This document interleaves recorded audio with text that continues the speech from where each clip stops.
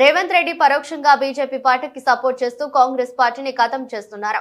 రేవంత్ రెడ్డి సొంత జిల్లా Mahabub Nagar parliament seat Revanth Reddy sitting Malkajgiri 2 సీట్లలో కావాలని కాంగ్రెస్ పార్టీని ఓడించారు. ఏడాది పాలనలోనే కాంగ్రెస్ ప్రభుత్వంపై ఇంత వ్యతిరేకత ఎందుకు వచ్చిందో రేవంత్ రెడ్డి ఆత్మ పరిశీలన చేసుకోవాలి. నువ్వు చేసిన కులగణన సర్వే తప్పు అని నేను నిరూపిస్తా, చర్చకు సిద్ధమా? రేవంత్ రెడ్డికి తీన్మార్ మల్లన్న సవాల్ చేశారు. మీ సొంత మహబూబ్ నగర్ జిల్లాలోనే మీ అభ్యర్థి ఓడిపోయిండు. మీరు సిట్టింగ్ ఎంపీగా ఉన్న మల్కాజ్గిరిలో ఒక సీట్ రాలే. ఇవాళ మీరు కరెక్ట్ గా పనిచేసినంటే 6 నెలల పాటు కరెక్ట్ గా కాంగ్రెస్ పార్టీ విధానాల కోసం పనిచేసినంటే ఆ 8 సీట్లు కూడా కాంగ్రెస్ పార్టీకి వస్తే ఇలా నరేంద్ర మోడీ ప్రభుత్వం లేదు కేంద్రంలో. పరోక్షంగా మీరు సహకరించుకుంటా ఇవాళ కాంగ్రెస్ పార్టీని ఖతం చేసేటువంటి ఉద్దేశంతో మీరు ముందుకు పోతా ఉన్నారు. మీరు పొండి మీ విధానాలు కూడా అర్థమవుతా ఉన్నాయి. నిన్నగాక మొన్న కాంగ్రెస్ పార్టీ ఎమ్మెల్సీ అభ్యర్థి నరేందర్ రెడ్డి గారు ఆయన ఎన్నికల ప్రచారానికి పోయి ఈయన గెలిచినా గెలవకపోయినా ఒకటే అని చెప్పి,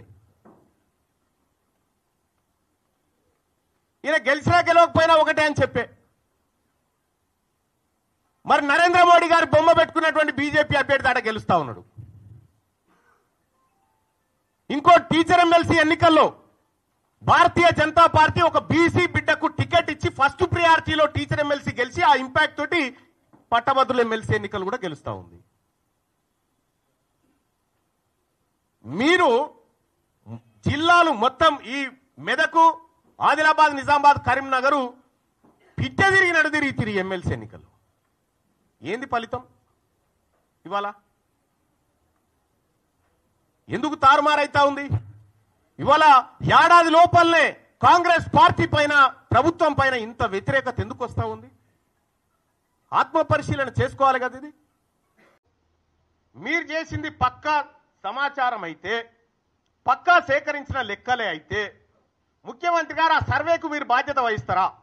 నాది బాధ్యత, దీని మీద డిబేట్కు నేను రెడీ అంటే ఎక్కడికి రావనో చెప్పు, నేను ఒక్కరిని వస్తా, నీ సర్వే తప్పని నిరూపిస్తా.